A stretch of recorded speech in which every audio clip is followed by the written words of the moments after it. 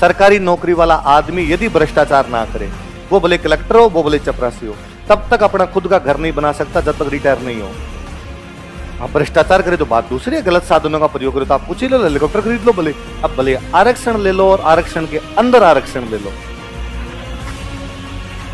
जब तक भारत अपना माइंडसेट सरकारी नौकरियों से नहीं हटाएगा तब तक भारत की उन्नति नहीं है।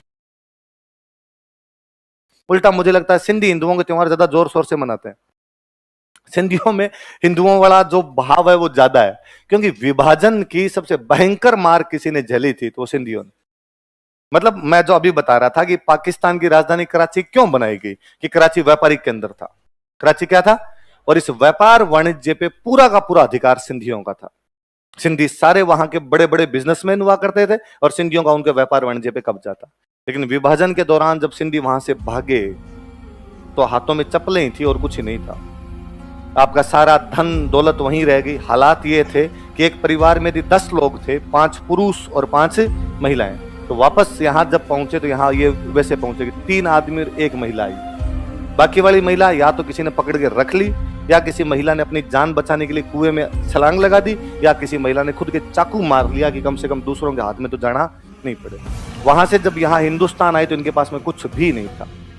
एक थैले को जो कुछ मिला होगा, कोई एक आधा जोड़ी कपड़ा मिला होगा, उसको लेके भागे थे। जैसे तैसे करके यहाँ पर पहुंच गए। पर मुझे सिंधियों से बेपनाह लगा हुआ है। मुझे लगता है कितनी जीवटता वाली कौम है, एक कौम जो अपना सब कुछ लुटा के पाकिस्तान से भारत में आई थी, जो धन दौलत संपत्ति की अधिकारी हुआ करती थी, और जब भारत आई तो भिखमंगों की तरह आई थी। उस कौम में आज एक भी आदमी गरीब नहीं है। सिंधियों ने यहां आके भले मूंगफली की रेडियां लगाई, पर वापस अपना बिजनेस खड़ा करना शुरू किया। किसी ने घर घर में जाके, गली गली में जाके चप्पलें बेचने शुरू की, किसी ने सब्जियां बेचने शुरू की होगी, किसी ने केरोसिन का तेल बेचा होगा यहां पर आके। लेकिन धीरे धीरे इस व्यापार के माध्यम से अब पूरे भारत पे राज करते हैं। आपको सिंधी कभी गांव के अंदर नहीं मिलेंगे, आपको सिंधी कभी भी गरीब नहीं मिलेंगे। और मुझे सबसे जोरदार और लगता है, मैंने आज दिन तक, भारत की माइनॉरिटी है, माइनॉरिटी बहुत 1% के आसपास कोई सिंधी होंगे, मैंने कभी नहीं सुना कि सिंधियों ने आरक्षण के लिए पटरियां तोड़ दी।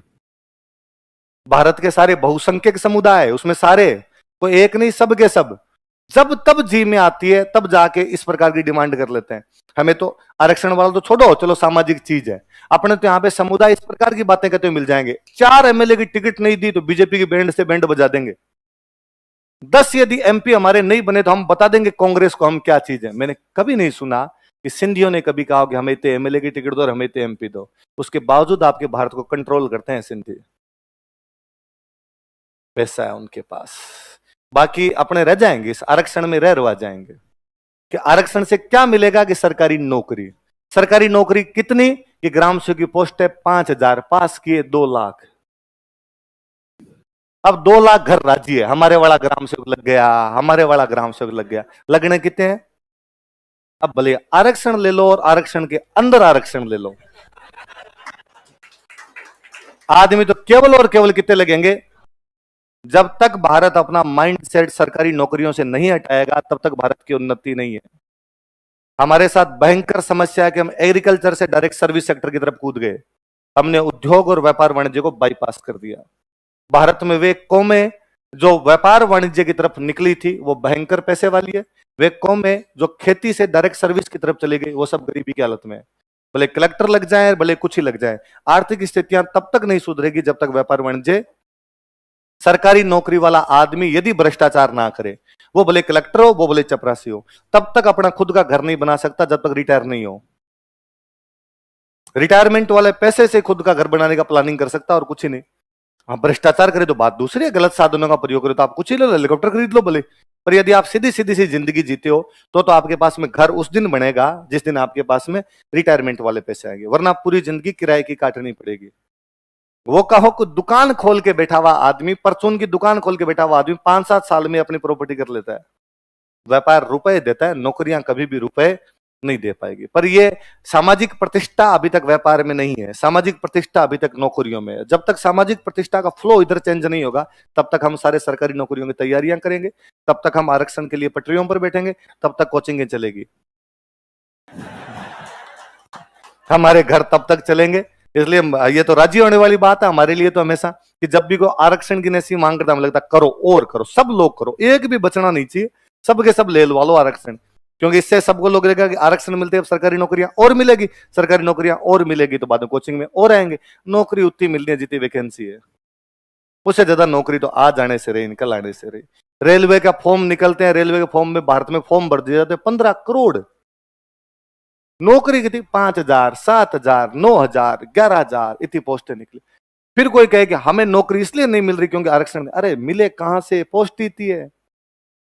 अब 1,75,000 पास किए, लगेंगे तो 5,000, पीछे कितने रह गए 1,70,000, वो 1,70,000 कहेंगे आरक्षण होता तो हम लग जाते, कैसे लगते, जब पोस्ट ही कितनी आई थी 5,000 आई थी, तो आरक्षण नहीं और कुछ भी मिल जाता ना इसके अंदर तुम्हें, तो भी नौकरी तो लगनी।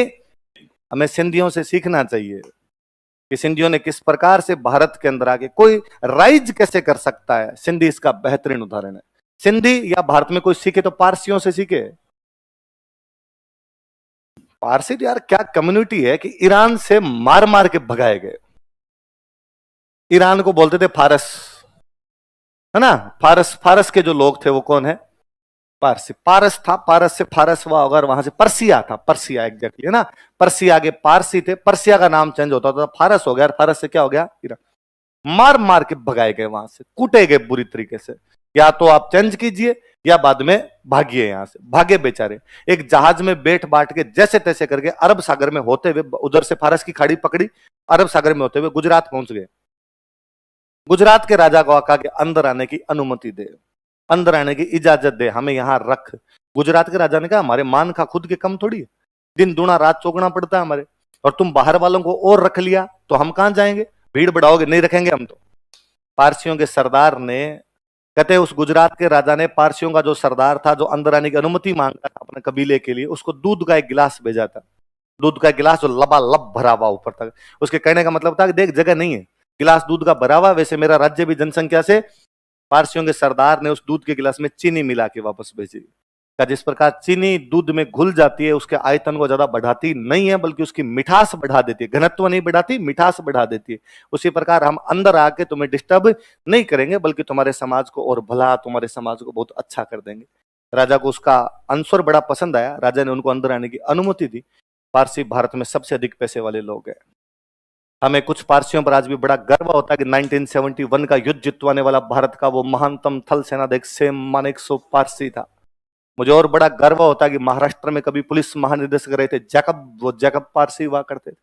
हमें और गर्व होता है कि हमारे जितने बड़े वैज्ञानिक में वो सारे पारसी में, वो होमी जहांगीर भाभा, वो कोई सीवी रमन, ये जितने इस टाइप के लोग, सीवी रमन तो नहीं, होमी जहांगीर भाभा, विक्रम साराभाई, ये जो दोनों हुए थे, दोनों को दोनों कौन थे, पारसियों का भारत के उत्थान में क्या योगदान है।